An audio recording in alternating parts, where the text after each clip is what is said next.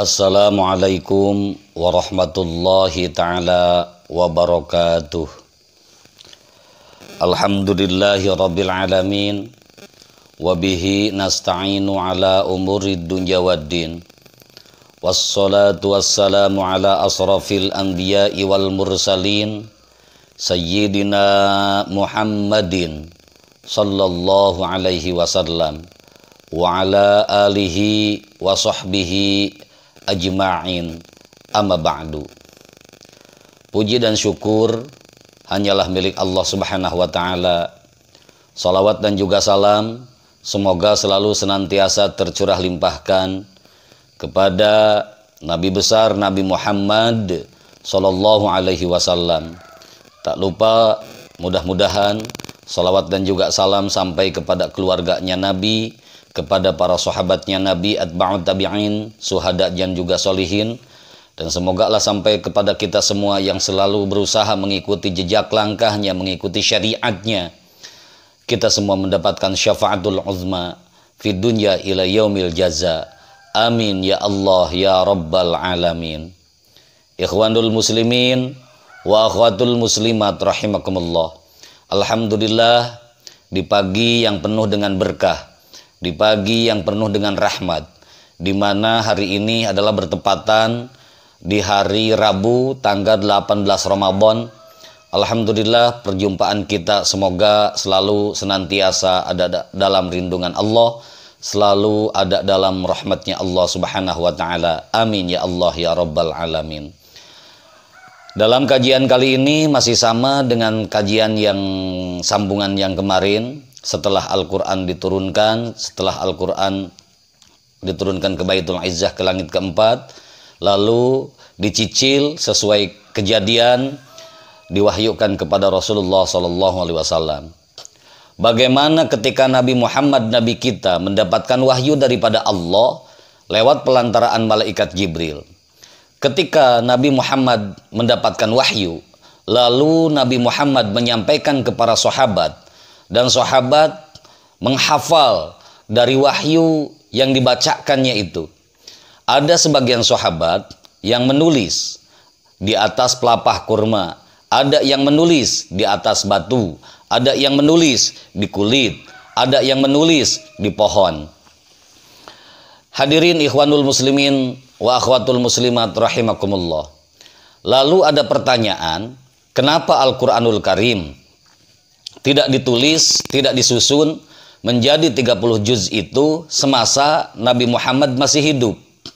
Jawabannya, karena pada Nabi Muhammad masih hidup, kenapa Al-Quran tidak disusun 30 juz seperti sekarang?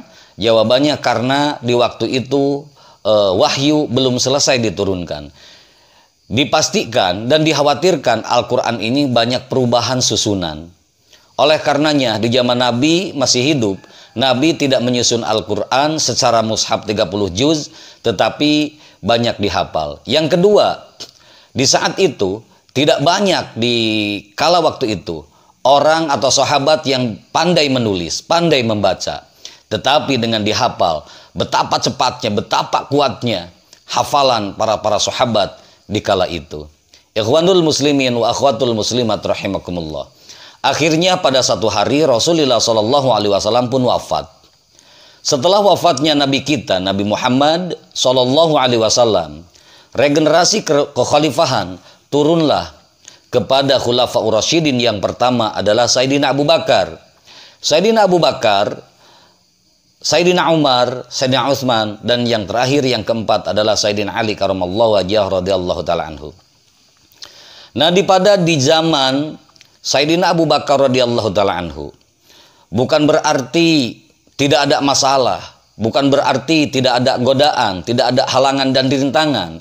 Terjadilah di kala sahabat Sayyidina Abu Bakar As-Siddiq ini, terjadi peperangan yang sangat dahsyat dan sangat luar biasa. Di mana para sahabat waktu itu tidak banyak prajurit yang bisa turun ke medan perang. Dan akhirnya terpaksa para penghafal Al-Quran pun ikut terjun, ikut berperang. Namun banyak para penghafal Al-Quran yang wafat, yang gugur, yang syahid di medan perang. Di antaranya ada 70 sahabat yang gugur di medan perang. Nah, dari kejadian ini ada salah satu sahabat Rasulullah yang kedua, yakni Sayyidina Umar bin Khattab radhiyallahu taala anhu, merasa cemas, merasa khawatir, di mana takut Al-Quran ini hilang, di mana takut Al-Quran ini tidak sampai ke umat-umat setelah beliau. Dan akhirnya Sayyidina Umar pun menemui Sayyidina Abu Bakar As-Siddiq radhiyallahu taala anhu. Diceritakanlah, disampaikanlah rasa kekhawatirannya. Tapi apa? Sayyidina Abu Bakar menolak atas usulan untuk dibikinkan Al-Quran ini dijadikan sebuah mushaf atau ditulis ulang. Karena Sayyidina Abu Bakar merasa takut dosa. Namun Sayyidina Umar tidak tinggal diam, terus-menerus menjelaskan masalah kekhawatirannya. Dan alhamdulillah Allah pun mengetuk pintu hati daripada Sayyidina Abu Bakar As-Siddiq radhiyallahu taala anhu. Dan Sayyidina Abu Bakar Siddiq pun menerima tawaran, menerima usulan daripada Sayyidina Umar bin Khattab radhiyallahu taala anhu. Setelah menerima usulan tersebut, Sayyidina Abu Bakar memanggil seorang sahabat anak muda, namanya Zaid bin Sabit. Zaid bin Sabit pun sampailah di hadapan Sayyidina Abu Bakar. Kata Sayyidina Abu Bakar, "Wahai Zaid, engkau hari ini akan kuangkat menjadi panitia pelaksana penyusunan mushaf Al-Quran." Tapi bagaimana? Zaid bin Sabit menolak tawaran tersebut, seperti Sayyidina Abu Bakar. Tapi lama-kelamaan dijelaskan dan Allah pun meluluhkan hatinya. Sayyidina Zaid bin Sabit pun menerima tawaran tersebut. Lalu berangkatlah Zaid bin Sabit beserta para sahabat yang lainnya untuk mengumpulkan ceceran mushaf yang tertulis di pelapah kurma, yang tertulis di atas batu, yang tertulis di kulit, yang tertulis di pohon. Dan akhirnya setelah terkumpul diserahkannya kepada Khalifatul Ula, yakni Sayyidina Abu Bakar Siddiq radhiyallahu taala anhu. Namun sebelum Al-Quran itu disusun, ditulis Sayyidina Abu Bakar, ternyata Sayyidina Abu Bakar menemui azalnya, menemui wafatnya. Setelah wafatnya Sayyidina Abu Bakar, semua mushaf yang dikumpulkan Zaid bin Sabit diserahkan kepada Khalifatul Tsani, yakni Sayyidina Umar bin Khattab radhiyallahu taala anhu. Namun begitu pula Sayyidina Umar. Sesampainya di Sayyidina Umar, semua mushaf sebelum Al-Quran tertuliskan, sebelum Al-Quran dijadikan 30 juz disusun, ternyata Sayyidina Umar pun menemui ajalnya, menemui wafatnya. Wafat pula Sayyidina Abu Bakar. Sayyidina Umar, sewafatnya Sayyidina Umar ibn Khattab radhiyallahu taala anhu, mushaf itu diserahkan kepada putri tercintanya, yakni Siti Hafsah binti Sayyidina Umar. Siti Hafsah pun menjaga, merawat sebaik-baiknya. Tidak boleh ada yang menyentuh, tidak boleh ada yang mengganggu. Betul-betul dijaga dengan setulus hati, dengan sebaik-baiknya. Lalu regenerasi daripada Khulafaur Rasyidin pun estafet sampailah di zaman Sayyidina Utsman bin Affan radhiyallahu taala anhu. Pada satu hari Sayyidina Utsman ditemui oleh salah satu sahabat yang telah berperang, di mana sahabat tersebut punya satu kekhawatiran yang teramat sangat mendalam. Karena di kala itu banyak umat muslim yang menjadi murtad kembali. Dan dari Al-Quran itu perbedaan pembacaan, perbedaan ayat terjadi di kalangan para penghafal yang di luaran sana. Dari kekhawatiran tersebut, sahabat tersebut mengusulkan kepada Sayyidina Utsman ibn Affan agar kiranya disusun Al-Quran ini, agar kiranya Al-Quran ini ditulis. Nah, semenjak itulah dibantu Sayyidina Ali karamallahu wajhahu radhiyallahu taala anhu, dibantu Zaid bin Thabit, dibantu para sahabat-sahabat yang lainnya, dimulailah penyusunan Al-Qur'anul Karim. Al-Qur'an disusun, Al-Qur'an ditulis, Al-Qur'an diperbanyak dengan meminta Sayyidina Utsman kepada Siti Hafsah binti Sayyidina Umar untuk menyerahkan semua mushafnya. Lalu mushaf yang dijaga oleh Siti Hafsah pun diberikanlah kepada Sayyidina Utsman. Ditulislah dari mulai saat itu.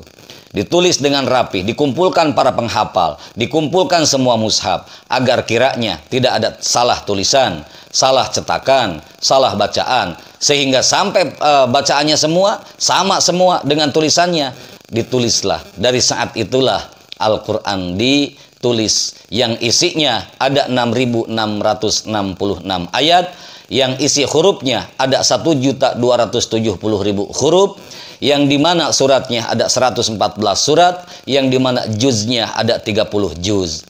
Disebutlah dengan sekarang Al-Quran ini dengan khat Utsmani, yaitu tulisan dengan gaya tulisan Sayyidina Utsman ibn Affan radhiyallahu ta'ala anhu. Ikhwanul muslimin wa akhwatul muslimat rahimakumullah. Dari 114 surat, dari 30 juz Al-Quranul Karim terbagi menjadi dua kelompok. Kelompok pertama disebut dengan Makkiyah, di mana wahyu diturunkan di Mekah sebelum Rasulullah Nabi kita Muhammad SAW berhijrah dari kota Mekah ke Madinah. Yang kedua kelompok disebut dengan Madaniyah, yaitu wahyu yang diturunkan di kota Madinah. Inilah Al-Quranul Karim. Inilah sejarah singkat, walaupun tidak sedetail yang saya harapkan, karena waktu pula yang sangat sempit. Insya Allah di lain waktu dan kesempatan akan saya rinci sesuai dengan yang ada dalam kitab ini. Ikhwanul muslimin wa akhwatul muslimat rahimakumullah. Sesampainya ditulis, lalu Al-Quran ini semenjak ditulis, yang panjang surat yang panjang, yang setengah panjang, yang pendek suratnya yang pendek, disusun sedemikian rupa. Walaupun surat Al-A'laq ayat 1-5, surat pertama, ayat pertama yang Allah wahyukan kepada Rasulullah, tetapi tidak seperti itu ketika disusun sama Sayyidina Utsman ibn Khattab. Malah Al-Fatihah, Fatihatul Kutub atau surat Al-Fatihah yang menjadi induknya kitab, yang menjadi ummul Quran, yang menjadi surat pertama dalam Al-Quranul Karim dari 114 surat tersebut. Harapan terbesar, walaupun ini hanya kajian kuliah singkat, kuliah pagi atau kajian harian Ramadan, Majelis Al-Hidayah, harapan terbesar, mudah-mudahan diri saya, keluarga, jemaah online, jemaah offline yang selalu hadir di majelis ini, ataupun yang selalu menyimak video atau kajian-kajian Ramadan ini, semoga kita semua makin mendalam rasa cintanya terhadap Al-Quran. Dan Al-Quran selalu menemani dalam kehidupan sampai wafatnya kita semua. Dan Al-Quran menjadikan syafaat di hari kiamat. Dan Al-Quran pula menjadi cahaya ketika kita wafat berada di alam barzah. Amin ya Allah ya Rabbal Alamin. Kajian di pagi hari ini semoga menjadikan sebab dan semoga menjadikan wasilah kita semua, orang tua kita semua, Allah ampuni, Allah maafkan dari semua dosa dan kesalahan. Kita semua, keluarga kita semua, Allah selamatkan dari dunia hingga akhirat. Allah berikan pertolongan baik dunia maupun akhirat. Kita semua diberikan ilmu yang manfaat dan juga berkah. Kita semua dijadikan sisa umur ini, sisa umur yang bermanfaat, sisa umur yang berkah, sisa umur yang istiqomah dalam ibadah kepada Allah Subhanahu wa Ta'ala, terutama menjadi orang yang cinta terhadap Al-Quranul Karim. Dan mudah-mudahan Allah mewafatkan kita semua dalam keadaan husnul khatimah. Amin, amin ya Allah ya Rabbal Alamin. Kesimpulannya, jadikanlah dari setiap kajian demi kajian, pertama, jadikanlah pendidikan dari tidak tahu menjadi tahu. Yang kedua, jadikanlah pelajaran, yaitu jadikanlah latihan yang tidak biasa menjadi biasa. Yang terakhir, jadikanlah sesuatu motivasi untuk diri kita semua, agar kiranya kita semua selalu ada dalam lindungan Allah, selalu ada dalam rahmat Allah, selalu ada dalam ampunan Allah, selalu ada dalam syafaatnya Rasulullah Sallallahu Alaihi Wasallam. Kebetulan pemateri yang lain juga sudah pada siap, ini waktunya pun juga mepet. Insya Allah secara gamblangnya, secara detail, secara rincinya, insya Allah di kajian berikutnya sesuai babnya, insya Allah di bulan Syawal mungkin. Mungkin hanya ini yang bisa saya sampaikan di pagi hari ini. Sekali lagi mohon maaf atas segala kesalahan dan kekhilafan saya pribadi. Yang benar datangnya dari Al-Quran, yang salah mutlak dari kesalahan saya pribadi. Lillahi fisabilillahil haq. Assalamualaikum warahmatullahi ta'ala wabarakatuh.